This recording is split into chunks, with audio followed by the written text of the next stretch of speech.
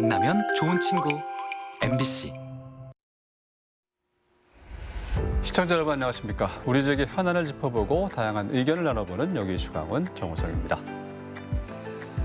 1991년 부활한 지방의회가 올해로 34주년을 맞았습니다. 지방의회는 주민주권 실현과 지역발전의 핵심 대의기관으로 그 역할이 점차 확대되고 있습니다.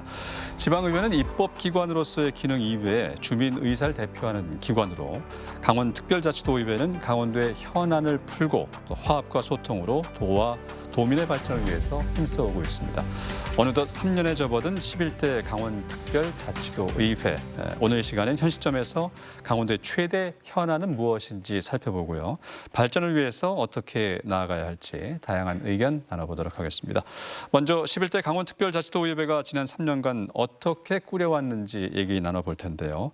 오늘 김시성 강원특별자치도 의장과 함께하겠습니다. 안녕하십니까? 예, 반갑습니다. 네, 먼저 시청자분들께 인사해 주시죠. 예, 존경하는 도민 여러분 반갑습니다. 강원특별자치도의회 김시성 의장입니다. 어느덧 올해 한 해가 끝자락에 와 있습니다. 늘 도의에 관심을 많으신 도민 여러분께 깊은 감사를 드립니다. 오늘 방송을 통해서 도민들과 소통하는 자리가 되었으면 좋겠습니다. 감사합니다. 네. 의장님, 올해 지방의회가 부활한 지 34년 되는 해네요. 지방의회가 주민들의 대리인 역할을 한 동시에 또 선도에서 우리나라 지방자치를 이끌어오고 있는데, 민주주의와 주민자치에 있어서 도의회의 의미와 역할 어떤 거라고 보시는지?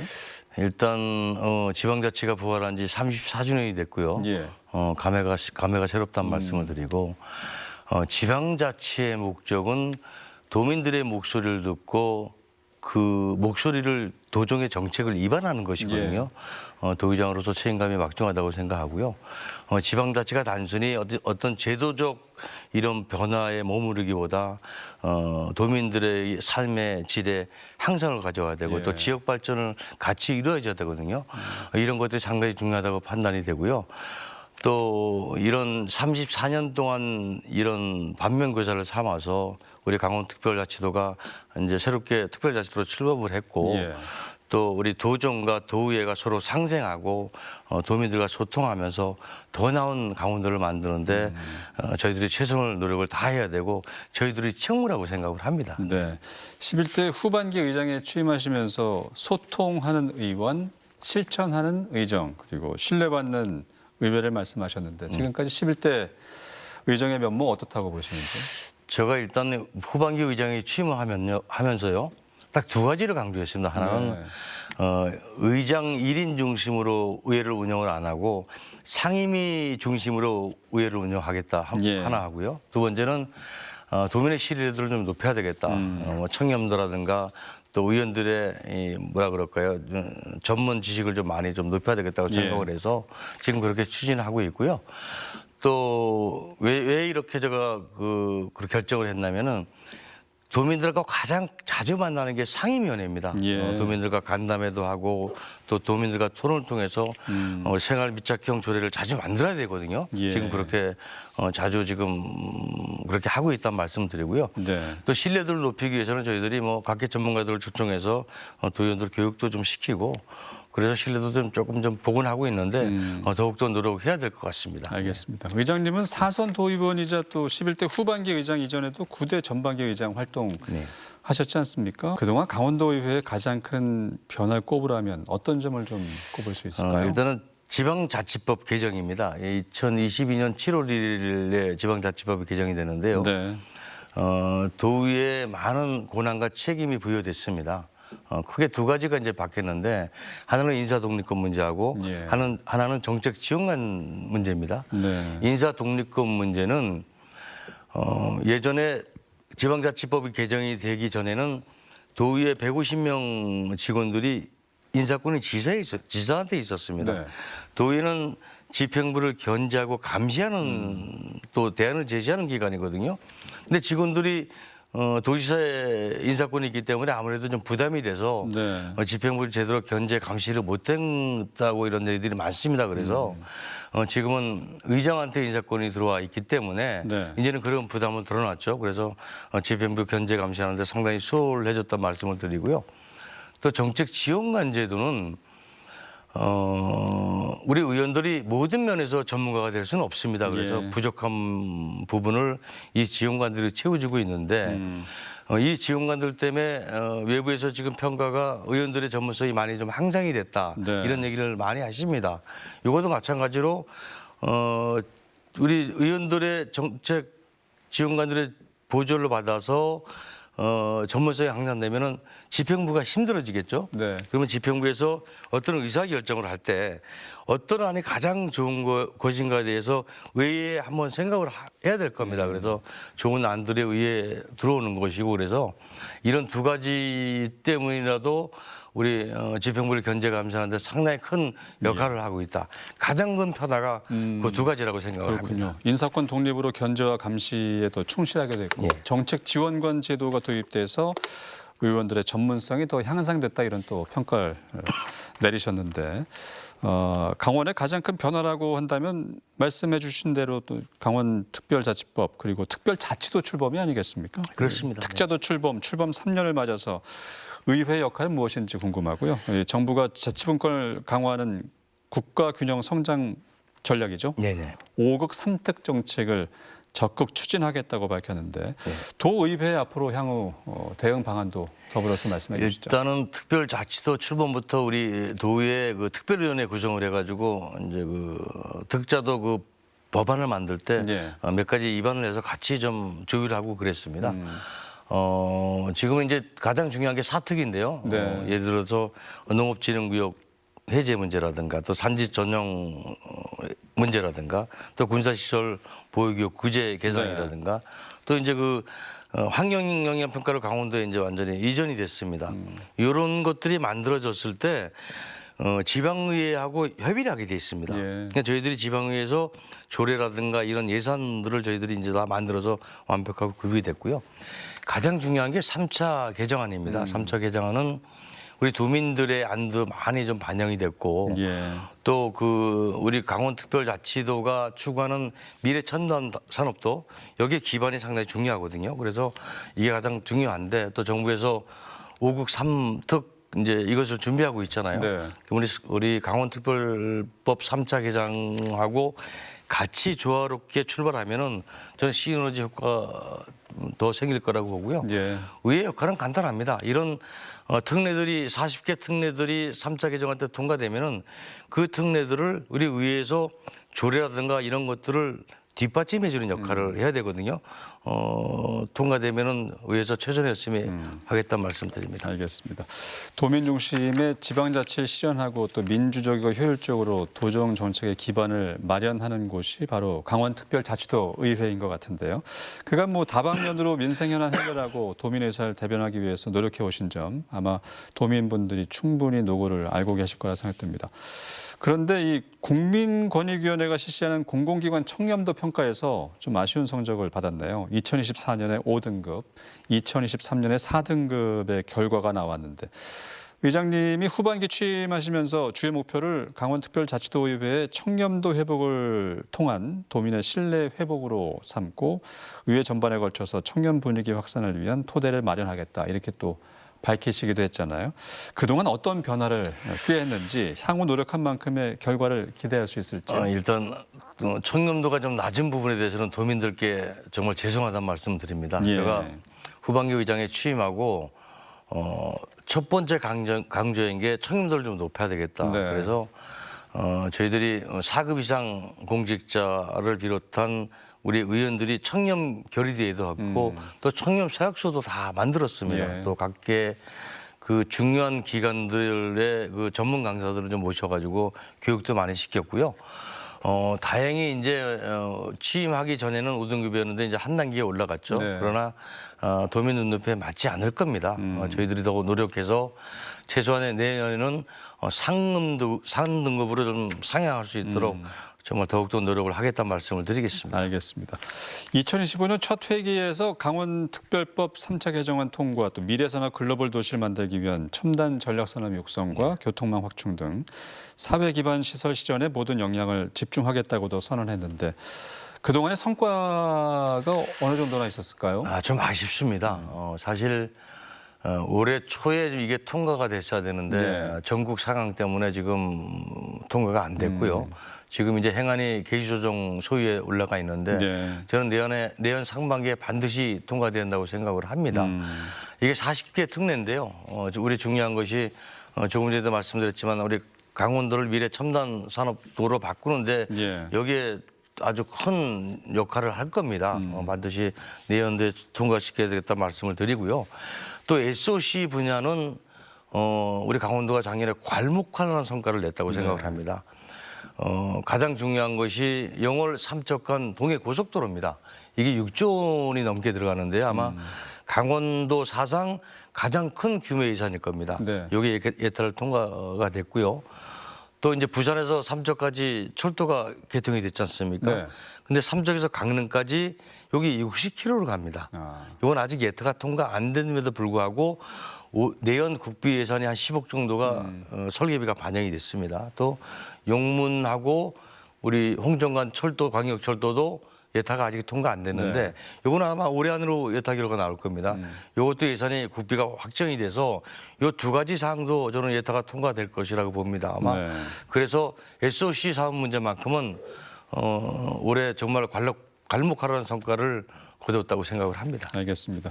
의장님께서도 좀 전에 강조해 주셨지만 의정 활동을 상임위원회 중심의 의회를 운영하겠다. 도민의 삶과 가장 가까운 곳에서 정책을 입안하는 데가 상임위원회입니다. 예. 저희들이 제가 의장이 되고부터 상임위원회를 현장 중심으로 좀 많이 좀 활동하라고 그랬고 지금 그렇게 하고 있습니다. 네. 현장에 가서는 도민들과 간담회도 하고 또 각계 전문가들하고 토론을 해서 생활 밀착형 조례를 많이 만들어야 되겠죠. 네. 그래서 상임위원회 중심으로 의정 활동을 하라고 이렇게 제가 말씀을 드렸고요.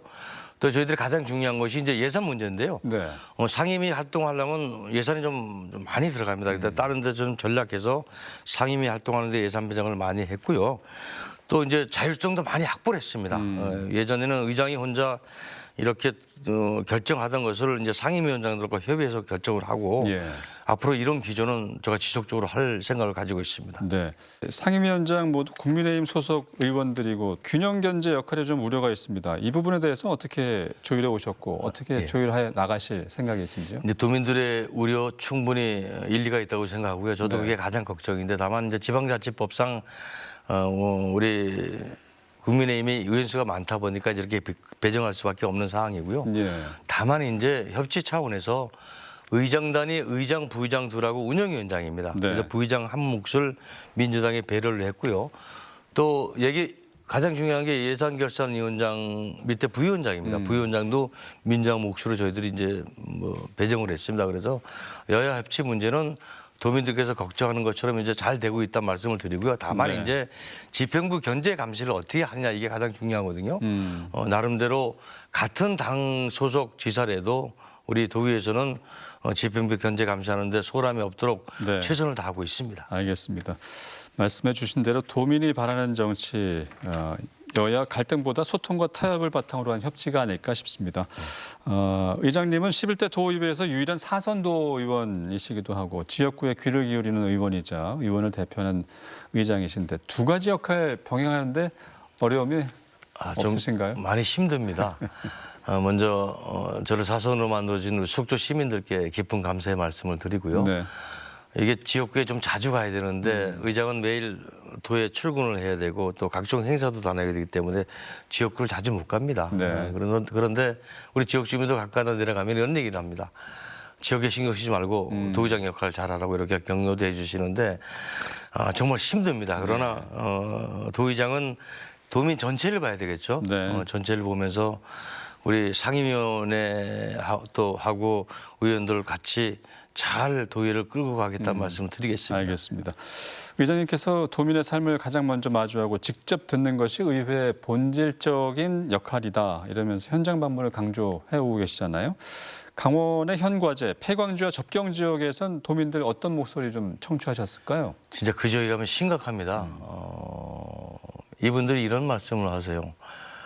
너무 어렵다. 네. 좀 살려달라 이런 얘기를 하는데 거기는 사실 인구 감소가 아니고 인구 소멸입니다. 예.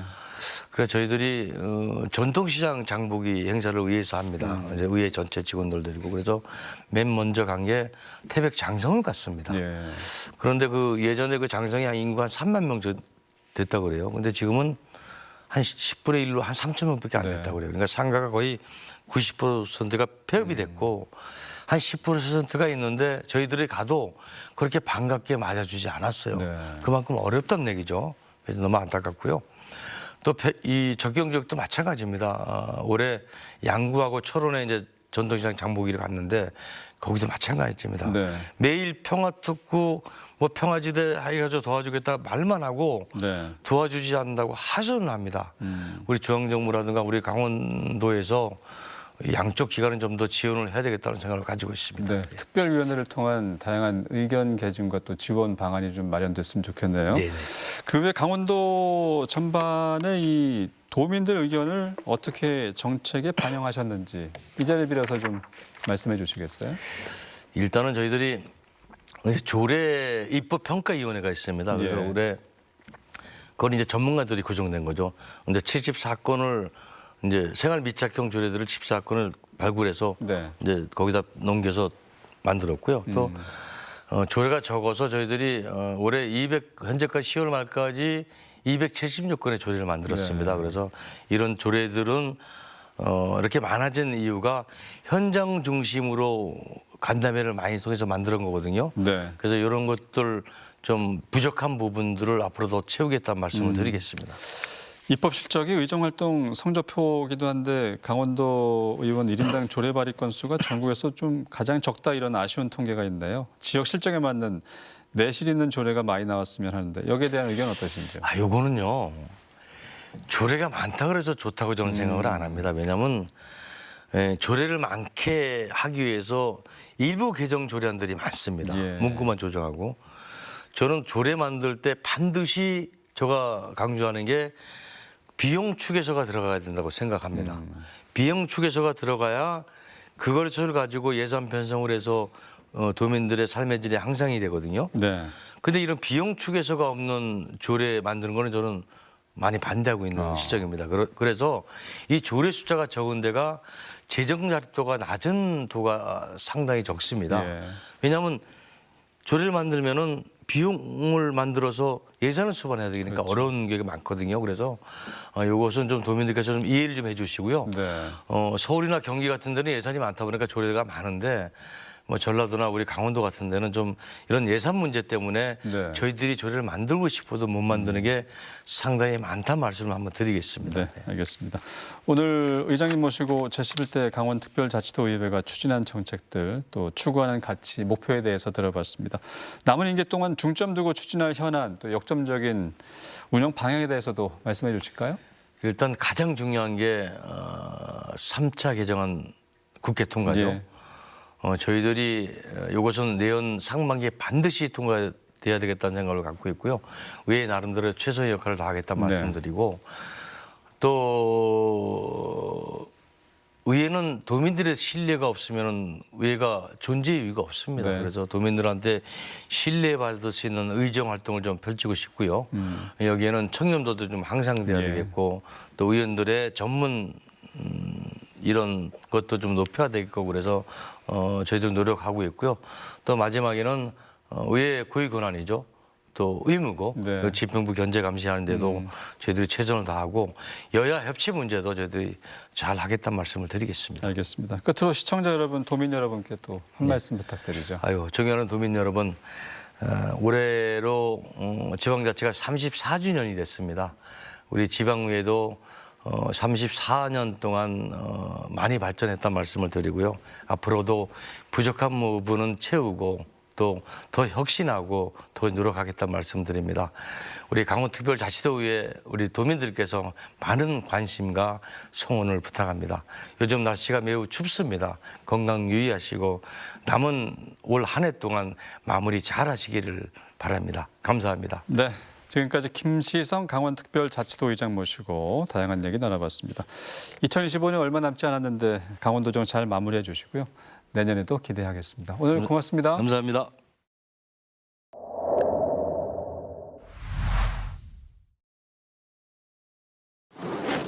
여기 이슈 강원, 이번에는 제11대 강원특별자치도의회 3년을 넘어서면서 현 시점 강원도의 최대 현안, 또 발전 과제에 대해서 자세히 짚어보는 시간 마련했습니다.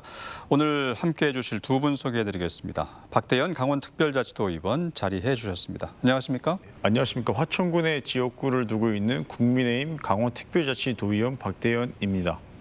그리고 이지영 강원특별자치도의원도 나와주셨습니다. 안녕하십니까. 고성 출신 더불어민주당 이지영 도의원입니다. 반갑습니다. 네, 현재 의정 활동에 지역 주민과 소통에 무척 바쁜 일정 소화하고 계신데 박 의원님, 11월, 12월 도의회에서는 어떤 일정을 소화하게 되는지요? 의회는 매년 두 차례의 정례회를 개최하게 됩니다.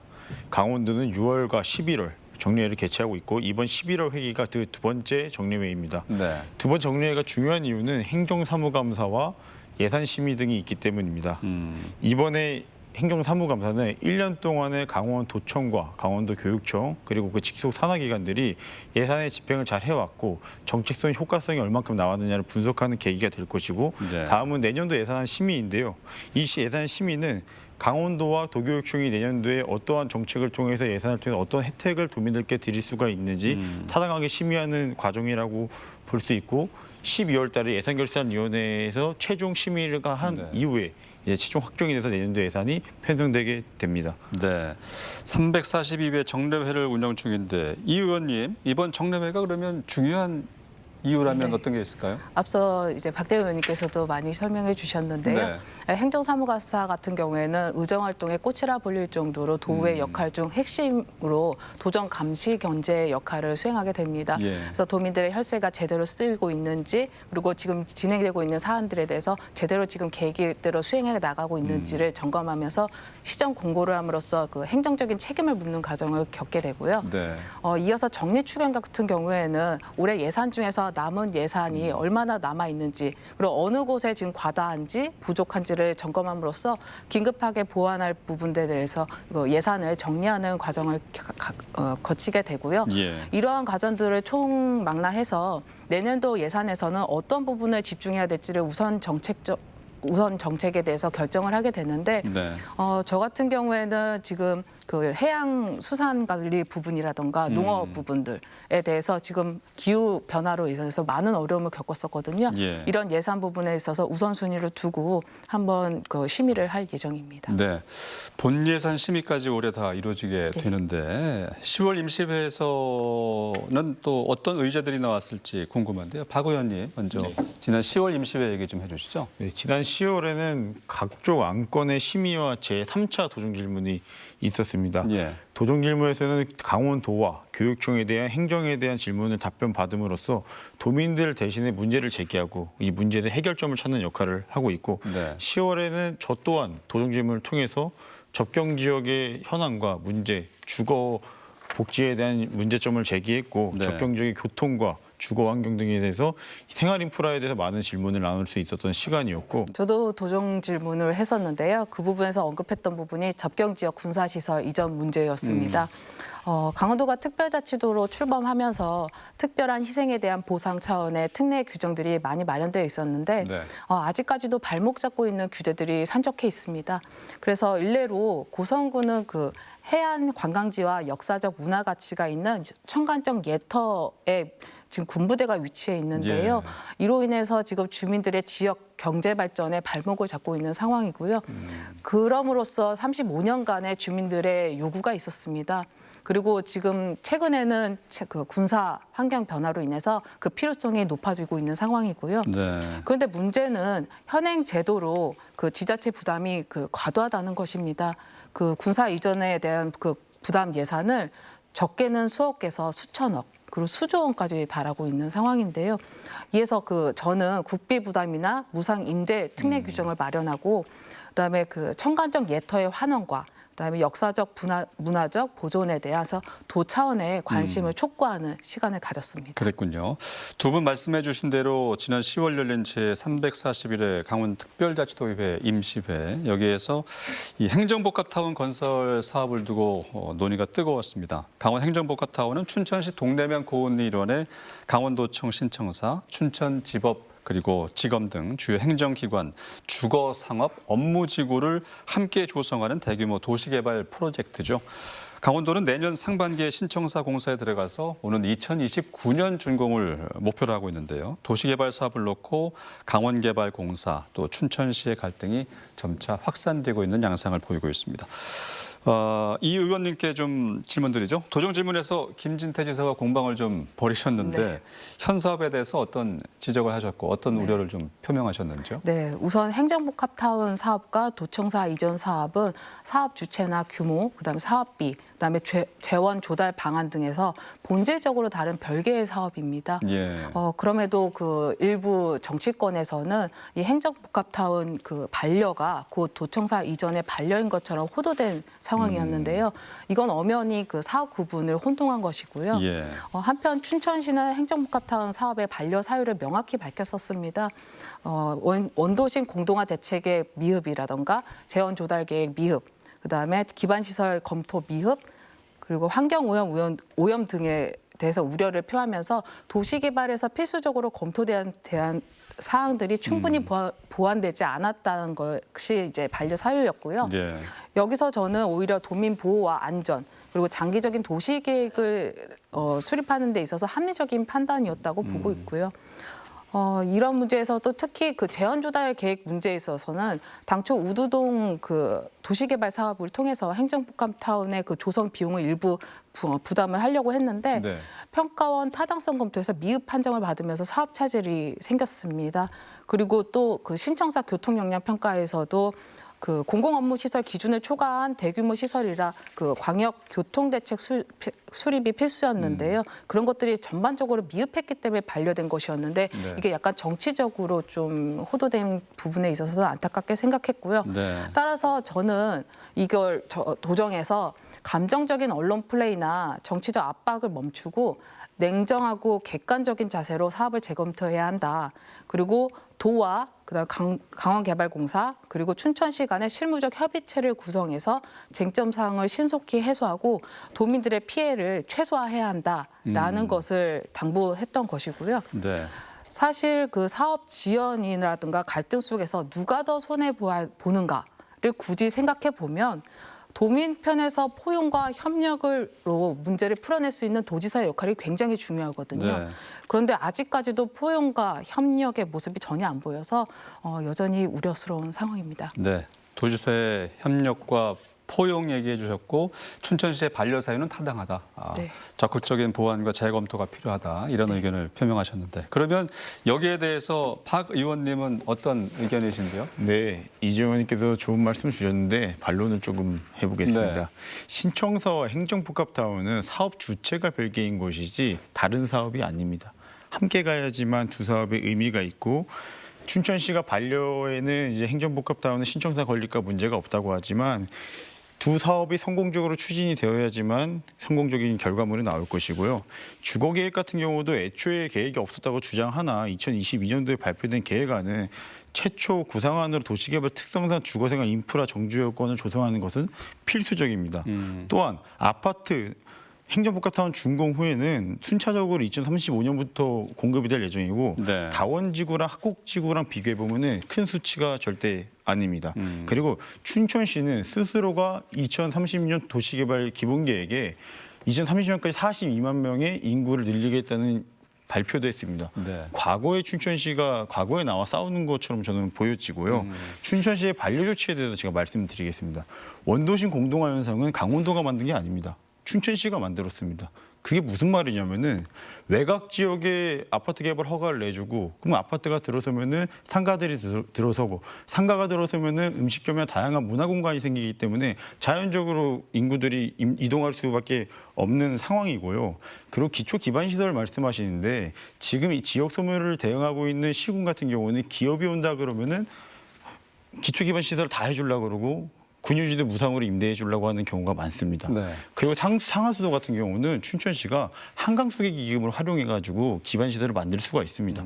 그리고 교통망 같은 경우도 국비로 진행되는 사업이지 지방비로 진행되는 사업이 아닙니다. 강원도가 구상하고 있는 거는 춘천시가 주장하는 차선을 늘리겠다. 이거는 100% 지방비가 해야 되는 겁니다. 강원도 또는 춘천시가요. 그럼 강원도민의 세금이 투입되는 거기 때문에 국가교통망으로 가는 것이 맞고, 또 하나 말씀드리면은 춘천시가 정치를 하는 것이지 강원도는 정치를 하는 것이 아니다. 지금 강원도는 투용제 심사에 춘천시가 올라서 신청하는 것을 다 조건부 허용 승인을 하고 있습니다. 네. 정치적으로 대응을 한다고 하면 강원도도 조건부 승인을 안 해줄 수가 있는 겁니다. 그러나 강원도 공직자는 행정을 하고 있다고 저는 말씀을 드리고, 지금 드릴 말씀이 많지만 저희는 이렇게 생각을 합니다. 도시개발심의위원회를 열지 않고 춘천시가 반려를 했습니다. 이거는 저는 개인적으로 감사 대상이라고 생각을 하고 있습니다.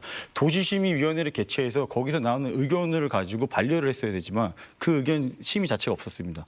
이건 저는 감사원 또는 감사위원회, 도감사위원회가 감사를 해야 되는 부분이라고 말씀을 드리고 싶습니다. 네. 도시교육심의위원회를 열지 않은 그 절차상의 문제점도 네, 절차상의 문제가 있었고요. 있습니다. 이거. 이래서 도의회가 중재에 나섰습니다. 행정복합타워 문제 해결을 위해서 강원도의회가 강원도와 강원개발공사, 춘천시와 춘천시의회, 또 시민단체 등의 참여를 요청했는데요. 결국 춘천시와 시민단체는 불참한 채로 행정복합타운 추진협의회가 출범하긴 했습니다. 춘천시와 이 강원도의 갈등, 여야 갈등으로 흐르는 것은 아닌지 시민과 도민 입장에선 현 사태를 두고 무척 혼란스러울 수밖에 없는데요. 이 문제에 대해서 두 의원님 어떤 입장이신지 먼저 이번엔 이 의원님 말씀해 주실까요? 저는 우선 이 상황을 보면서 절차가 뒤틀린 상태에서는 누가 참여하든 이 협의체의 기능을 상실하겠다라는 예. 생각을 했었는데요. 당시 더불어민주당 그 소속 도의원들이 기자회견도 했었는데 도의 의장 명의로 춘천시청에 공문을 보낸 과정 자체가 문제였습니다. 도의 내에는 그 교섭단체라든가 부의장단의 그 협의체계 사전 항의 협의체계가 있었는데 사전 상의 없이 독단적으로 추진 협의체를 구성하겠다고 통보한 방식이었고요. 네. 왜라는 것이 그 내부 합의를 통해서 외부 조율을 해 나가야 되는데 그러한 절차가 없이 도의회가 그 중재에 나서겠다라는 표현을 하니 이것이 이 표현 자체가 무색해지고 오히려 네. 정치적인 해석만 키우게 된 것이 아닌가라는 생각이 들고요. 실제 그런 맥락에서 춘천시와 시민사회가 부참한 것이라 생각을 합니다. 참여 요청은 했지만 신뢰 기반이 정리되지 않은 상태에서 형식만 갖춘 협의체다 보니까 실제로는 협의가 아니라 어떤 국힘 주도의 프레임이 아니냐라는 의견까지도 나왔었거든요. 그래서 절차적 투명성이 보장되어야 이제 이런 중재 역할을 할 수 있는데 그런 부분이 좀 부족했다라는 생각이 들고요. 네. 최근에도 보면 상생 협력을 도모해야 되는 도정과 춘천시 간의 그 갈등 조짐이 계속해서 보이는데 도민들의 혼란을 가중시키는 힘자랑 말고 빨리 도와 관계공 그리고 춘천시 간의 그 실무적인 협의체를 구성해서 도민들이 혼란을 최소화하고 그다음에 실무적인 논의 그리고 제대로 된 일을 했으면 하는 바람입니다. 알겠습니다. 박 의원님은 여기에 대해서 또 말씀해 주시죠. 네, 도의회는 지난 10월 22일 날 행정복합타운 추진위원회 회의를 이제 개최한 바가 네. 있습니다. 춘천시가 오히려 의회 제안을 거절하시고 강원개발공사와 강원도 춘천시만 3자가 하는 대담을 원하셨는데 이건 전 개인적으로 굉장히 부적절한 요구라고 생각합니다. 왜냐하면 강원도의회는 주민의 대의기관이고 저희가 강원도 행정복합타운과 시청자 사업에 맡고 있는 감사 기관이기 때문에 당연히 저희는 참여를 해야 된다고 생각을 하고요. 네. 춘천시가 의회 심의, 그러니까 강원특별시도의 기획행정위에서 출장 동의 심의를 하는 와중에 일방적으로 반려 공문을 보냈습니다. 예. 행정복합타운 사업에 대해서. 이 상황을 보고 극단적으로 치닫는 상황을 막기 위해서 도의회에서 먼저 제안을 한 것이고요. 네. 그리고 도의회가 일방적으로 협의체를 추진했다고 하는데 저희는 도민 의견의 갈등을 해소하기 위한 절차였지 이건 절차상의 하자는 전혀 없고 민주당도 원하시면 같이 참여를 하면 됩니다. 근데 민주당에서도 불편한 기색이 보인 걸 제가 알고 있습니다. 그러나 이런 상황일수록 정치적인 게 아니라 냉정하게 저희가 중립적으로 머리를 맞댈 시기라고 저는 바라보고 있습니다. 이 의원님은 정치적 의도가 있는 것이 아닌가 월권 행위다 이렇게 지적을 해주셨고 박 의원님은 또 도의회가 중재하는 그 도민의 이익을 대변하기 위한 중재 역할은 꼭 필요하다. 맞습니다. 민주당도 함께 참여했으면 좋겠다. 네. 이런 말씀해 주셨는데 지금까지 행정복합타운 얘기 좀 나눠봤고요. 이제는 좀 더 다양한 강원 현안들 의회에서 어떻게 다루고 있는지 좀 얘기 나눠봐야 되겠습니다.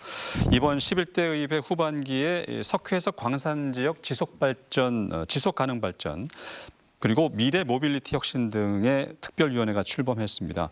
이런 주제들이 현재 강원도 이슈와 맞닿아 있다고 볼 수 있을지 이 관점에서 좀 여쭤보겠습니다. 박 의원님, 특별위원회란 무엇이고요? 가동 요건과 역할에 대해서도 설명 좀 해주시죠. 네, 현재는 강원특별자치도의회에서 10개의 특별위원회가 운영되고 있습니다. 접경지역 개발 촉진위원회, 미래모빌리티 혁신, 물관리 등 특별위원회 명칭을 보시면 아시겠지만 특정 주체와 주제 사업에 관해서 집중적으로 사안을 다루는 특별위원회라고 보면 됩니다.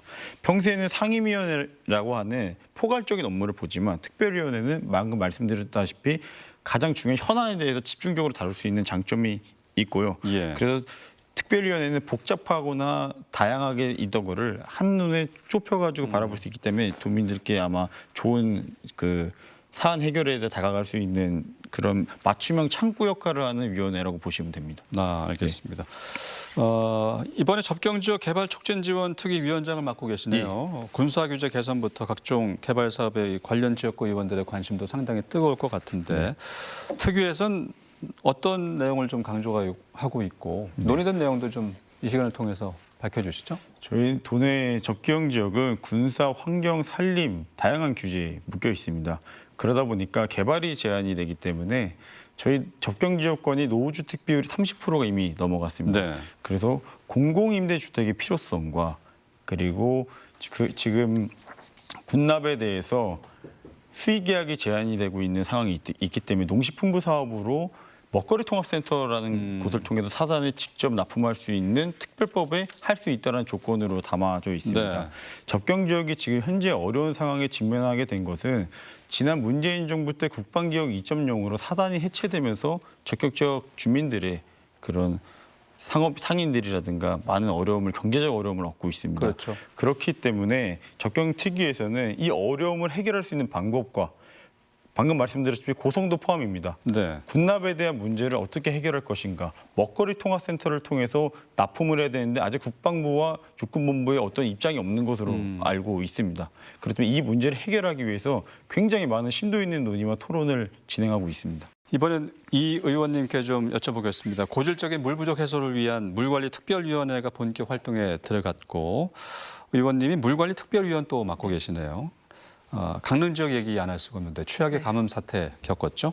얼마나 심각한 상황이었고 어떤 조치가 있었는지 정리 좀 해주시죠.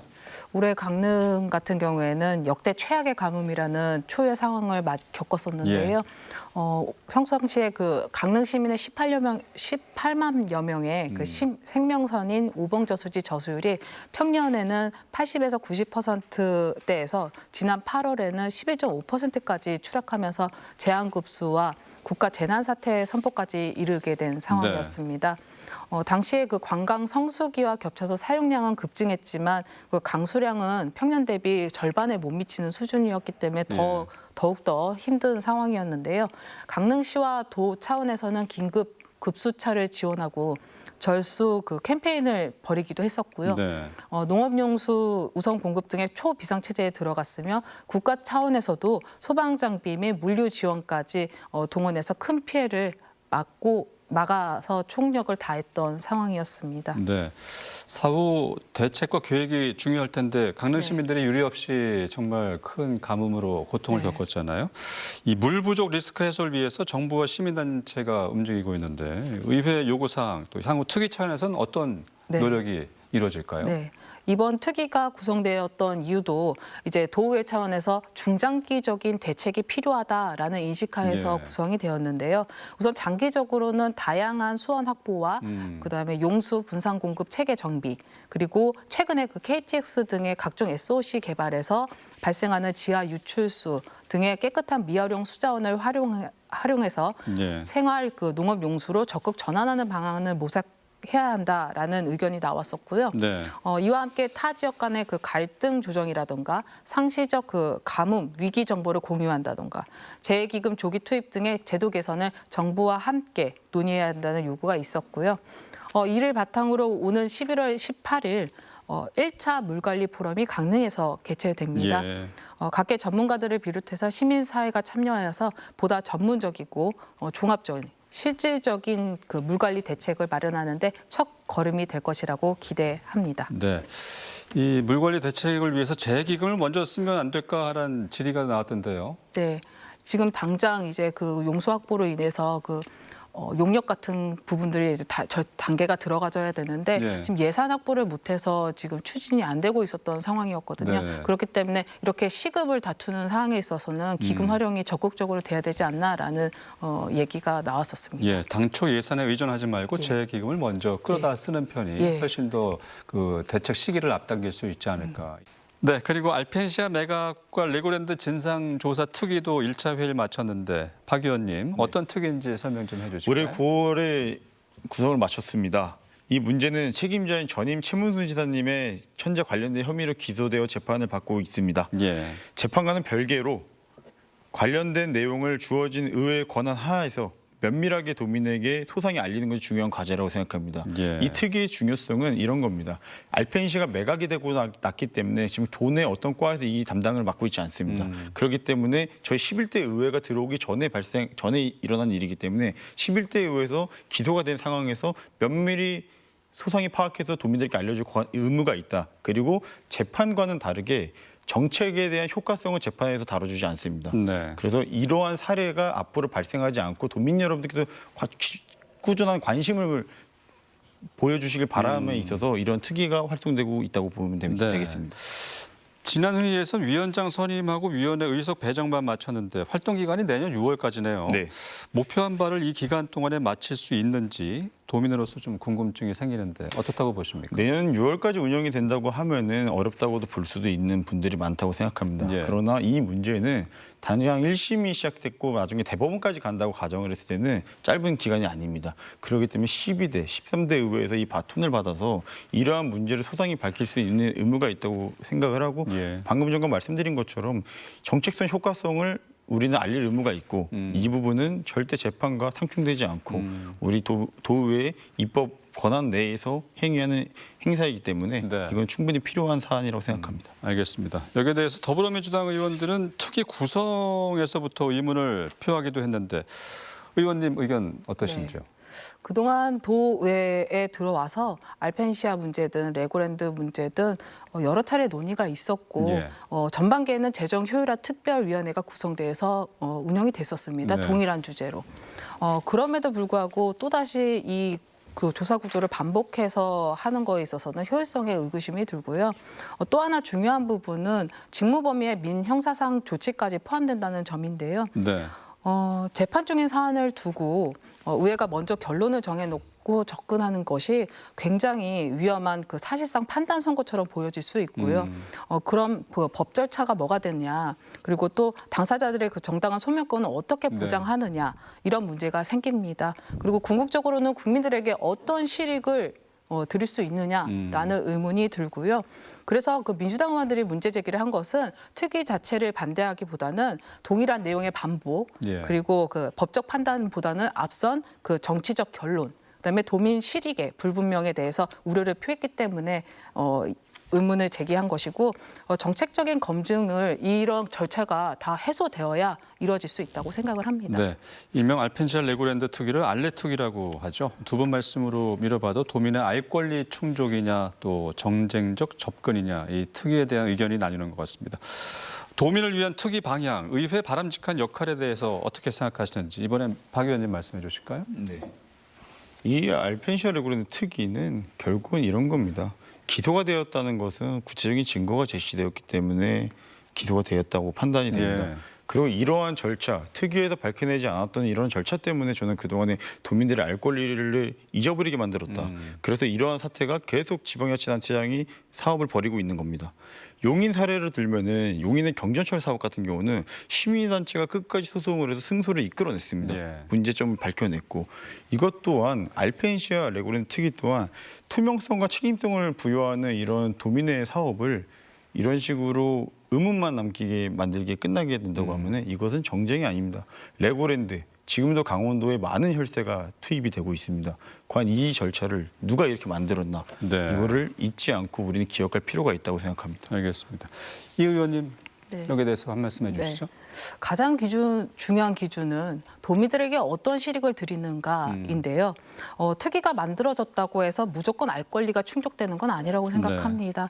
그래서 이 조사 대상이 재판 중인 사안이면 언론이나 그 정치적으로 혼란을 가중시킬 수 있고 그다음에 정쟁적 접근으로 흐를 소지가 있기 때문에 도의 역할은 정확한 정보와 합리적 검증을 바탕으로 정책적 판단을 하는 것이라고 생각을 하고요. 네. 단순히 그 문제를 폭로하거나 정치적 공방을 장으로 만드는 것이 목적이 되어서는 안 된다고 생각을 하고요. 네. 도민의 입장에서 그 특위의 존재 의미가 정치적 싸움이 아니라 향후 재발 방지와 제도 개선을 위한 근거 마련이어야 된다고 네. 생각합니다. 알겠습니다. 오늘 두 의원님 모시고 강원도의 굵직한 현안에 대해서 다양한 의견 나눠봤습니다. 현안에 있어서 크고 작음이 어디 있겠습니까? 하지만 도민들이 현 시점에서 가장 궁금해할 부분은 이것이다. 여기에 대해서 논의해봤는데요. 오늘 토론 마무리하면서 11월, 12월 회기에 임하는 소감 또 지난 2025년을 좀 짚어보신다면 어떤 소회를 말씀해 주실까요? 이번에 이 의원님 네. 말씀해 주실까요? 네, 2025년도 상반기는 대한민국의 위기라 할 정도로 그 탄핵 정국의 정치적 혼란과 그리고 경기 침체가 가중되어서 참으로 힘든 시간이었는데요. 네. 다행히 그 위대한 대한민국, 그다음 위대한 도민들의 저력으로 이재명 정부가 출범했고 그럼으로써 정치와 경제 그리고 산업 등의 전방위적으로 지금 회복세를 보이고 있는 상황입니다. 이 가운데서 이번 정례회는 민선 8기 임기의 그 추진 정책을 최종으로 점검하는 마지막 과정이라고도 볼 수 있는데요. 예. 지금까지 추진했던 그 정책 사업들을 면밀히 검토해서 도민들의 혈세를 통해서 정책 사업들이 얼마나 효율적이었는지를 더욱더 꼼꼼하게 책임감 있게 살펴보겠습니다. 알겠습니다. 박 의원님도 한 말씀 해주실까요? 네, 2025년도는 강원특별자치도 3주년입니다. 저는 개인적으로 활동을 하면서 농촌 활력 촉진지구 지정이라는 사업에 3만 제곱미터라는 면적 제한을 개정을 해서 면적 제한을 삭제한 경험이 네. 있습니다. 특별자치도가 된 만큼 실질적인 역할 수행을 어떻게 할 것인가를 더 노력하고 강구하는 시간이 되겠다고 말씀을 드리겠고 네. 주어진 특례보다 실질적인 혜택이 올 수 있는 우리의 새로운 특례, 강원도만의 특별자치도를 만드는데 열심히 하겠다는 말씀을 드리고 싶습니다. 네. 2025년도 상반기는 힘들었지만 지금은 다시 회복세가 돌아온다고 말씀을 하셨습니다. 이지영 의원님께서. 그러나 아직 도민들은 우리는 대장동 사태에 대해서도 많은 의구심을 갖고 있습니다. 이러한 부분도 앞으로 나아갈 방향성이라고 생각을 하고 마지막으로 드리고 싶은 말씀은 이런 겁니다. 알펜시아 레고랜드 특위에 대해서 의문점이 있겠지만 제가 한 가지만 말씀드리고 싶습니다. 정치인은 떠나고 공무원은 남습니다. 정치인들은 책임을 회피하고 공무원 남아서 끝까지 감사를 받고 책임을 집니다. 네. 이것이 도민들 여러분들께서 한 공무원도 우리의 도민과 가족이라는 것을 알아주셨으면 좋겠습니다. 네, 알겠습니다. 지금까지 박대현 강원특별자치도 의원, 이지영 강원특별자치도 의원과 말씀 나눠봤습니다. 오늘 두 분 좋은 의견 감사합니다. 도정 견제와 감시를 소홀히 하지 않으면서 도정과의 소통과 협치를 통해서 도민의 삶의 질과 지역 발전을 위하는 것, 이것이 지방의회의 참된 역할이라고 할 수 있죠. 가장 가까이에서 도민의 목소리를 듣고 또 도민의 목소리를 대변하기 위해서 꾸준히 소통하고 실천한다면 앞으로도 신뢰받는 강원특별자치도의회가 되지 않을까 싶습니다. 여기 이슈 강원, 오늘 준비한 순서는 여기까지입니다. 다음 주에도 또 다른 이슈로 함께하겠습니다. 시청자 여러분 고맙습니다.